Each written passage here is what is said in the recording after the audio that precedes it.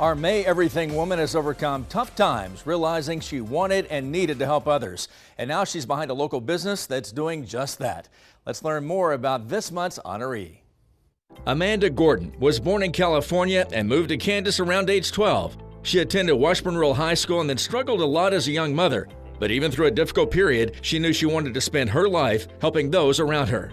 After we moved here and being such a young mom, I did realize that I wanted to be helpful in any way that I could for anybody who needed help.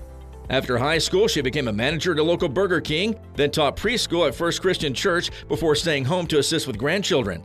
The next step was starting an antiques booth at Owl's Nest when they first opened, and she found that experience very scary. It was my first booth, and I didn't know what I was doing. And within just a couple months' time, I was a manager there. And so it's been a long road since. She soon started working more hours at Owl's Nest and eventually at the second location after a business partner, Lindsay, found the right spot.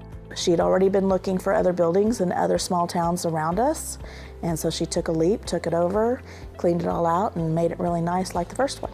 Amanda and Lindsay weren't finished with expansion, and they started a faith-based, not-for-profit donation thrift store during the COVID pandemic, and the Giving Tree was born. I told her I would stop by, here and there, and next thing I knew, I was in here every day, and then I was here all day long every day. The Giving Tree has a transparency board on the wall to show where all the money goes. They do monthly drives for a specific purpose and make quarterly donations that support places like the homeless shelter and TOPEKA Common Ground. All the money we have left over after paying staff, supplies, bills, we put right back into another nonprofit that's here.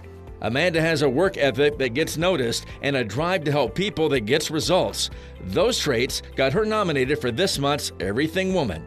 Honestly, when I found out that it happened, I went home and I cried because I felt like I am doing what I'm here for. I don't have people that come up and pat me on the back all the time.